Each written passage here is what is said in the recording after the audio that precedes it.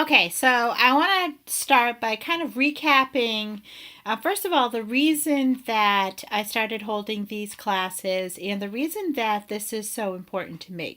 So, a little bit about my why. It goes back to my mom, and she passed away 3 years ago. And that was a really hard journey for me. And I started thinking about, um, as I was grieving, how much energy I was using in that grieving process. And I started thinking about if I was to channel that energy into something positive, into something that really gives back and honors my mother for all that she gave to me throughout her life, because she just gave so much. What would that be? How would I channel that energy? How could I really, truly give back? So, my mother was somebody who really suffered for many, many years with chronic illness. She was a very positive person. I tell people I came out of her womb an optimist, and me and my sisters, that's how it was, because she was always an optimist. Glasses half full. There's always a silver lining. Find the good in every situation, and that's really how I was raised. Was you just find the good in every situation. And so, as she suffered with chronic illness, most people didn't really know how difficult life was for her. It was difficult for her to do everything. It was hard for her to get up and go to the bathroom. It was hard for her to, make her coffee in the morning. It was hard for her to make her bed. It was hard for her to get dressed. And she never wanted to ask people, and she always had a smile on her face. And it was really only until the very end of her life that people started really getting a glimpse of how much things were a struggle. And so, as I think about the impact of chronic illness, right, it wasn't just on my mother. How many people are impacted with chronic illness? Um, Almost everybody. It's crazy. And what's crazy about it is that it can be prevented, and that if people are able to focus more on gaining their health naturally, and being able to really focus on the gifts that we all have been given within us to be able to live a better, fuller life, then we have that ability to be able to avoid winding up with these chronic illnesses.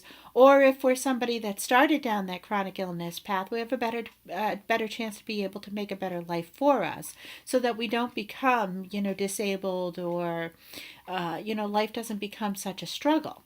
I believe that God intended for us to live full, prosperous, healthy lives. And I believe that He gave us everything at our fingertips within nature to be able to do that. I am a nurse. I have been a nurse for more than 30 years, and I do believe that, the medical profession and the healthcare profession has a very vital and important role. But I believe that that's more in acute medicine, in dealing with acute illnesses, in short term fixes, and then that we should go back to nature in order to be able to find those long term fixes. So I'm pretty passionate about this, and I have really committed to just, giving the rest of my life to being able to move forward with this mission and be able to help people have better lives. I believe that it's by changing the status quo, by changing the way that we think, and by making sure that we're aligning our subconscious mind with our conscious mind, with our actions, so that then the changes that we make are all happening for the better, and that they're lasting changes. So most people don't understand the mind portion. And, a lot of programs, health and weight management programs that are out there, they don't focus on that mind aspect. And I think that that's critical to being able to really have that lasting change. As I've already shared, I am somebody who has struggled with my weight my whole life. I've done the roller coaster thing. I've lost it, I've gained it, I've lost it, I've gained it. And so now I've finally figured out how to get off that roller coaster. And as I continue my journey, I want to be able to just engage with as many people as possible and bring as many people along as possible. So there is strength in numbers, and that the more people you have that are aligned together for the same goal, the more energy, and that energy becomes synergistic. And so therefore, if all of a sudden we have 6, 10, 12 people that are striving for the same goal, and we're all working together towards that same goal, my energy helps you and your energy helps me, and the whole group of us as a whole will receive better results simply because of the fact that we are united in a group towards the same purpose. Now that's pretty amazing, right? I mean, it's very, very cool, and that is exactly how it works. So it's super, super cool. So that's, another reason why I am committed to this, because I know that if we do this together and we do this as a group, we can go a lot farther than trying to go the road alone. And because going the road alone, you only have your own energy. And your own energy is pretty phenomenal, but imagine when all of a sudden you take that energy and you multiply it and it becomes exponential. And so then it's just amazing, and we can really, really impact our health and better lives, and then we're impacting the lives of people around us because we're happier, so people around us are happier. And we're also, as we do this, the more people that we help to be able to have better lives, the better ability we have of being able to now decrease healthcare costs, which is something that's out of control. And chronic illness is a huge, huge part of healthcare expenditure right now. So if we're able to reduce the chronic illness epidemic and end the chronic illness epidemic, we are now in a position where we can impact the healthcare cost, in our country, which is amazing, and, even globally. So that's why I'm doing this, is why I'm so, so passionate about it. And I'm super, super passionate about it. And it's why I want to be able to continue doing things like this moving forward. So my first thing is, if you have an interest in having me do this 6-week course with a group of friends that you have, or people that or you want to, get together a group of people, I'm happy to do it. At this point, I'm not charging any money for the classes. I'm just doing it as my way of giving back.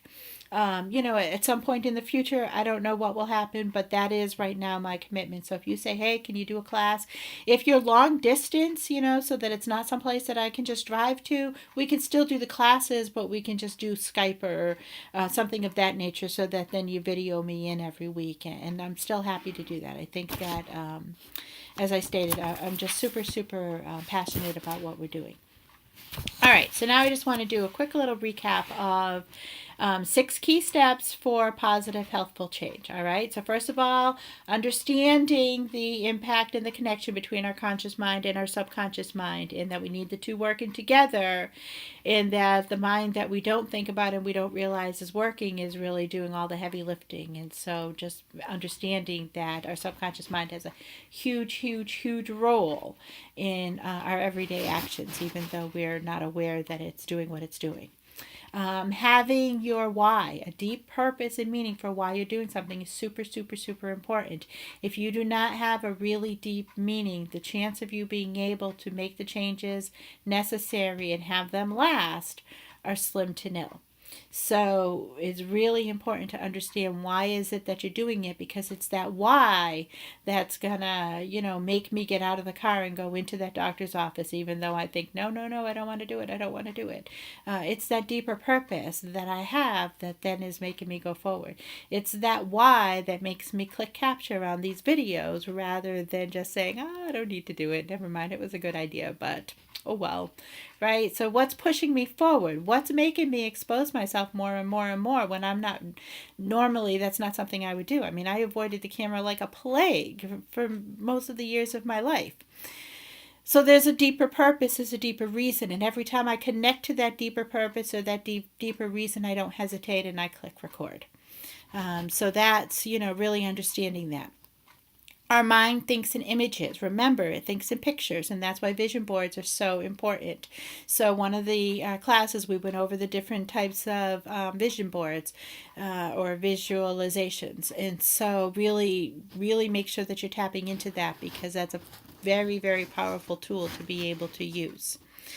Our subconscious mind does not recognize the difference between right and wrong. It does not recognize the difference between fantasy and fact. It recognizes familiar and unfamiliar. So use the power of the I am statements. Make sure they're in the current. Make sure you're stating where it is that you are striving to go to. And that way you are creating the pattern in your mind. You're creating the familiarity. The more that you repeat it, the more that you're helping your subconscious mind to become familiar. And as you become more familiar, it becomes easier to be able to then physically make that change, because your subconscious mind isn't going to fight you so much. Eventually, it's going to become more familiar with that than with the old pattern, and then it gets easier. And that's how you start becoming effortless, is once you get your subconscious mind on board. But how do you do that? It's going to be that repetition, those I am statements in the positive, so that and thankfulness, always being happy and grateful and appreciative. And so you always want to just every day find things to be appreciative for. Use pattern interrupts. So we talked about those last week. Tony Robbins was the first person that introduced me to the concept of pattern interrupts. We went over a whole bunch of them last week. So use those pattern interrupts to change your state of mind. And then really, use your body and some of the tools that we talked about in order to be able to then put you into a positive state of mind. And I just want to reframe it when you get into a negative place, so that you can get yourself back into a positive place. Just do something bizarre, something that you don't expect, jump up and down, whatever it is. And we went over all those last week. So, okay. And last and really most importantly is really learn to listen to your body. So throughout the 6 weeks, I've been saying, keep a journal, write it down, write it down, write it down. Not the food that you're eating, write it down, but how your body is feeling as you try different things. Because that's how you get in tune with your inner self, and you need to be in tune with your inner self so that you can listen and understand. So it's not the immediate gratification phase of, oh, I had that cake and it tasted so delicious. It's 4 hours, 8 hours, 10 hours later when all of a sudden you're feeling sluggish and fatigued and you have no energy, or you feel, nauseous. Whatever it is, that's what you want to focus on, is how did your body really truly receive what it was that you put into it. Learning to listen to your body. And because the more that you learn to listen to your body and get into connection with it, the more that you're understanding those energy levels, and then you can appreciate them. Every day we're making a choice: good versus evil, positive versus negative energy. So you really want to be consciously aware that, just pay attention, listen, just, stop every once in a while and say, what kind of a vibration am I in right now? Am I exuding positive energy, or am I really exuding negative energy? So just think about it, know where you're at, because if you don't know where you're at, you don't have an ability to change it. And our goal is to always be trying to be in that positive energy as much as we can, focusing on those positive things, living in that positive world, so we can bring more of that into our lives. So I think that just in closing, let me see. Choose the lifestyle and decide to operate in a way that will promote and bring about better health for you. Remember to nourish not only your body, but your mind and your spirit as well, because we are, mind, body, and spirit is the whole of what makes us up. We need to be able to nourish all three of those areas. Focus on what you want and not on what you don't want. Talk to yourself, right? You know what? My mother used to say, there's nobody better to talk to but myself. That's why I talk to myself all the time, right? Talk to yourself. Give yourself encouragement. Praise your little successes. Love yourself where you're at right now. Appreciate yourself for where you're at right now. If you look in the mirror and all you do is criticize, your subconscious mind's going to find more things to criticize. If you look in the mirror and you find things to love and appreciate, your subconscious mind's going to help you find more things to love and appreciate. So my hope is that in the last 6 weeks we've been able to to challenge that status quo of thinking, and that you're thinking about things differently, and you're not just going down the whole regular, normal pattern.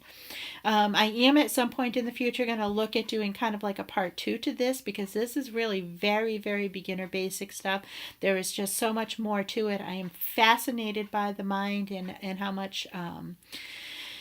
much power we were given at birth. And I believe that God's intention is for us to tap into that power. He gave it to us for a reason. Most of us don't even realize that it exists. And so to be able to just learn more and share more, I would like to do another series that goes into that.